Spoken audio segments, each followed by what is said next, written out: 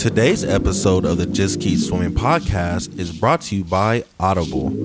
Audible is an online audiobook and podcast service offering over 10,000 books and the ability to listen to your favorite podcasts, including the Just Keep Swimming podcast. I personally use Audible all the time and suggest you take a listen to Intentional Living by John C. Maxwell. In this book, Mr. Maxwell shares his story on how he was able to live a noble and purposeful life and gives you tips and tricks so you can do the same. So please start your 30-day free trial now at www.audibletrial.com/JKS podcast, all lowercase.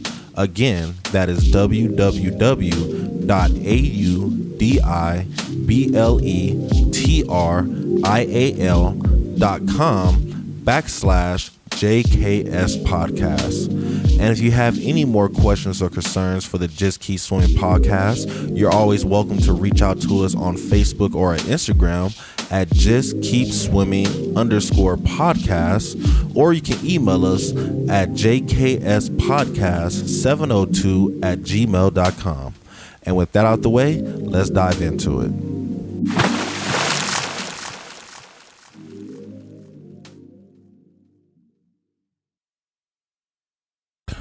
Good morning, good afternoon, and good evening, and welcome to the Just Keep Swimming podcast. This is your friend, your boy, your host, Mr. Adrian Jackson, and we're back at it again with another great episode for you.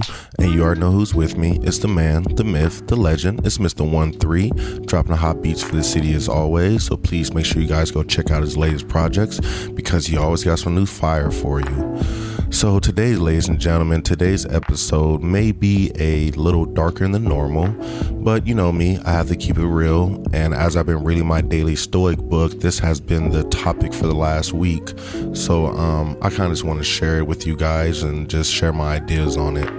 So over the last week reading the Daily Stoic, they have been talking about, life in general and how all our days are numbered.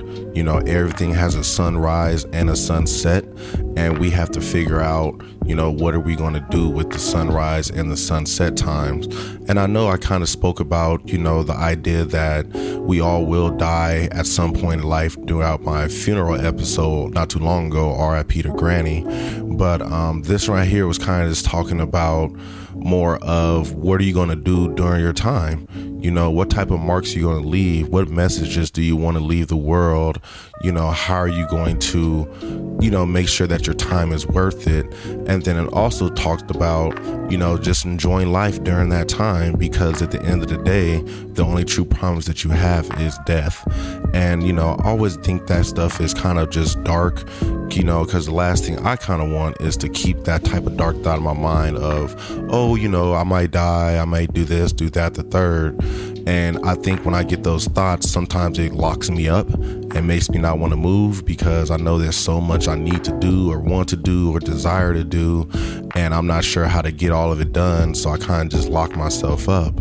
But, reading the books recently, they kind of been opening my mind up to understanding the thought that, yes, even though you will die at some point, does not mean that you don't live life to the fullest every single day, whether that's, just waking up and cooking and taking care of your family, or, doing the best you can at work, or just being a kind human outside in the world. Whatever the case is, just get up and still be you. Still be your uniqueness. And I think that right there was just something that, I always knew, but as I'm reading it every morning, it's starting to stick with me a little more and making me understand that, I need to put in a little more energy, put in a little more effort in the things that I'm doing. Let me try to love my family better. Let me try to work a little harder. Let me be a little more giving at work. I found myself this week, even though it was the final week of flag football and, the games aren't going to start again until next month sometime in a whole new season, I still did everything I could the last week to make sure that I shared what I could with the kids so they can have something to practice over their break so they can come back a little better, and I could have just been like, oh, it's the last season, I'll coach them again next season when they come back out, let's see who comes out and they deserve it. And it's like, no, because I never know what can happen. Some of these kids, their money may not get right, and they may not be able to come back again. So it's like, let me give them the knowledge I have right now so they can take it with them. Whether they use it or not is their choice, but I'm gonna feel good knowing that I didn't hold back the knowledge.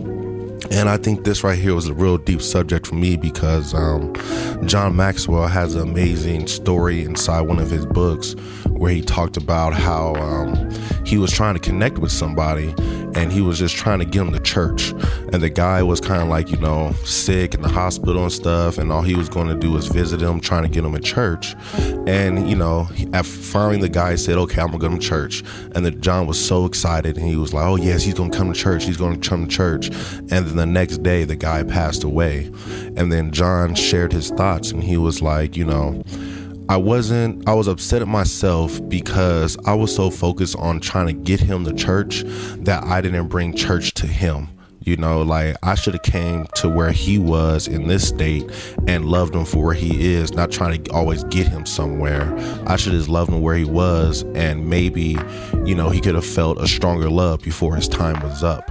And John regretted that, not giving his true effort that he usually gives, because he doesn't always try to get everybody to church, but because that was his sister's goal for that guy, he followed their goal, but he should have just stayed to his personal goal. And he felt that he could have made a better impact, or at least felt that he, did something purposeful before this guy ended his life. Or not ended his life, but his life got ended. My apologies. But I just kind of think those are some serious thoughts that we need to have, and we need to truly apply. We truly need to learn to start taking the days that we have for granted and using them to the fullest. Let's love our people right now, for where we are, for what we have. Let's do what we can right now. Let's encourage others where they are right now. A lot of times you try to bring people to a better place before we help them, and it's like, no, I can help you right where you are right now. Let me just do what I can to help you right now. So that's one thought I had with the whole conversation of, life is short, and what are you going to do to leave your impact? And then the second thought that I have is, even though life is short, are you trying to be yourself? Are you actually staying true to yourself, or do you try to be other people? So recently I was watching Hustle and Flow. I will not discuss the season because it kind of upsetted me, but one thing that I really noticed that stand out for them this season was the originality of everything. The people that went to the final round were the people that 100% stayed to their self and never really wavered or anything, and they 100% just stayed who they are. And I think that's something that we all truly need to practice as well, just being your uniqueness and embracing your uniqueness, because your uniqueness is needed for somebody. If everybody's always trying to be somebody else, how are you going to know when you arrive to where you're supposed to be at if you're always trying to follow somebody else's footsteps? So, you only have this one life to live. Let's do what you want to do. Let's make it so you can be who you want to be and chase your opportunities. And that's something I preach to kids all the time. Yes, I'm here to help you get to college, but I know that college is not for everybody, and I'm here to help you get to where you want to be. I'm already been on this road. I'm traveling on it still. I'm still trying to figure out where I want to go. But right now, the universe has put me in this place to help you guys out to figure out where you want to go. So let me know where you want to go. Not where your mom wants you to go, not where your dad wants you to go. Where do you want to go? Because at the end of the day, this is your life, and you're going to have to come back and take account for it. You can't say, oh, I did this because A, B, and C, and start to blame your life on other people. No, you made the option, you made the choice, you signed the paperwork, you attended the class, whatever it is, you made the choice. So let's make sure that you're cool with your choice and you're happy with your choice at the end of the day. So with all that being said, it's kind of like, let's just do the best that we can to make sure that we be fulfilled at the end of our journey. Whether it's, try to take that class, whether it's finally stand up to that person that's been bringing you down your whole life, or you feel is bringing you down, whether it's, going out and talking to that person you've been wanting to talk to your whole life and you've been scared of. going out and trying to love your family a little harder, or reconnect with those friends that you've been missing, or, just trying to learn that new skill, whatever it is you may be.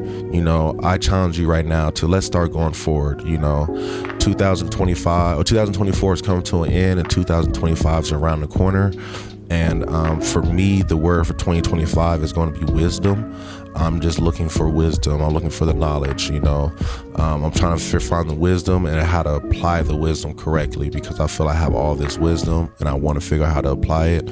So that's gonna be my goal. And I think the first way to start applying my wisdom is to focus on today, focus on the task at hand. Me and Jess were playing Mario Kart last night, and it was kind of funny because as we were playing, we kind of started talking about other stuff, and as we were talking about other stuff, I found that I was losing, and then I had to stop talking and focus to get back into first place. And even though we were just playing for fun, it's kind of like the idea that being that I wasn't truly focused on the task at hand took me out of the place that I knew I could be in. But once I started to focus on the task at hand again, I got back to where I wanted to be, so we have to just continue to focus on what is important to us, and you can be, distractedly focused. Like, you can enjoy the show, which is quote unquote distraction, but you still be focused and paying attention to it.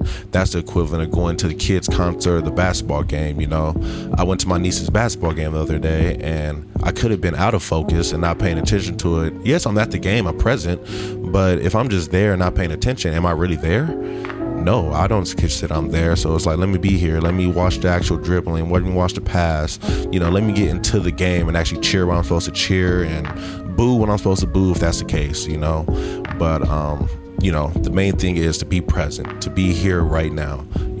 Don't let the negative thoughts, the stress take you out of the world, the place you are right now, because you'll miss so much opportunities.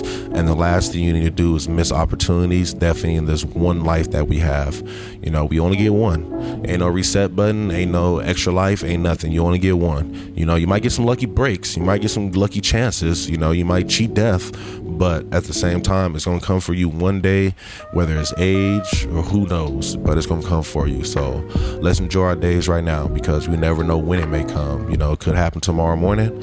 I always think about my uncle, RP Uncle Melvin, the idea that, he woke up from a nap to go to sleep forever. And it's like, nobody saw that coming, and I'm just always curious of how did he feel at the end? Did he actually feel that he did what he's supposed to do?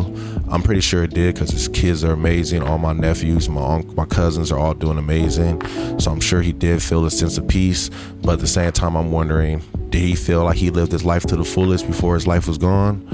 And do I want to feel that same feeling, So, sorry for the deep conversation today, but I just kind of felt like it had to be talked about. And it's been something that's just on my mind, and conversations I kind of avoid, but it's probably best just to talk about it right now to get out the way, right?